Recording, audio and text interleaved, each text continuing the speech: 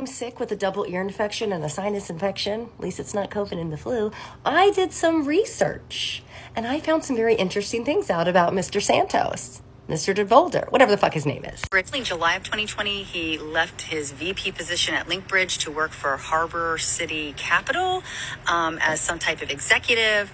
And basically, he was there and employed there until March of 2021, a month before the SEC filed a complaint against that company for a Ponzi scheme. And the owner reallocating funds for personal use. I'll attach a link to that video, but I made that video a month ago, mid-December, and I was pointing out how George used to work for a company called Harbor City Capital. And magically enough, he left a month before it was deemed a Ponzi scheme. He wasn't listed in any of the lawsuits, etc. Now, shortly after all of that went down, this magical investment company called DeVolder Inc. opened, also in Florida, along with Harbor City Capital.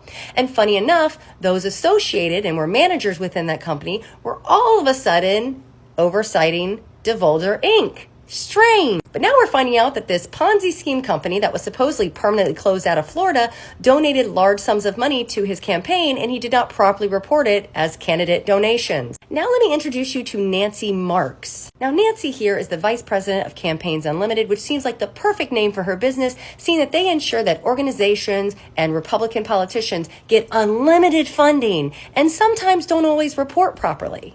As we see in this letter from the FEC dated 2018 that was addressed to Nancy Marks for campaign violations. Nancy also came under fire as treasurer for Zeldin when a PAC by the name of Conquering Cancer had filed with the FEC in July 2021 and almost immediately provoked suspicion from political observers. Funny enough, Nancy here is also George Santos's treasurer.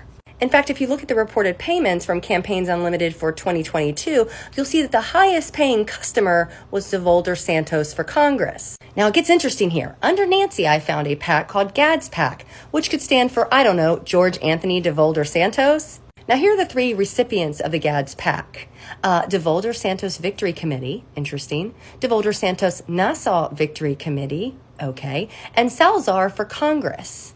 Who's Salazar, you may be asking? Well, Florida, there's that pesky Florida again, CD27 flipped Republican in 2020 with Maria Elvira Salazar. Interesting. Her campaign treasurer, Nancy Marks, is the same treasurer used by George Santos. Here you see her with new Speaker of the House, Kevin McCarthy. And here they are again. And of course, DeSantis had to get in on the act too.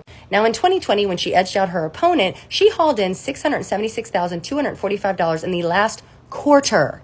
Campaign treasurer Nancy Marks did not respond to an email inquiry about the discrepancies noted. I didn't say this, but I have my suspicions.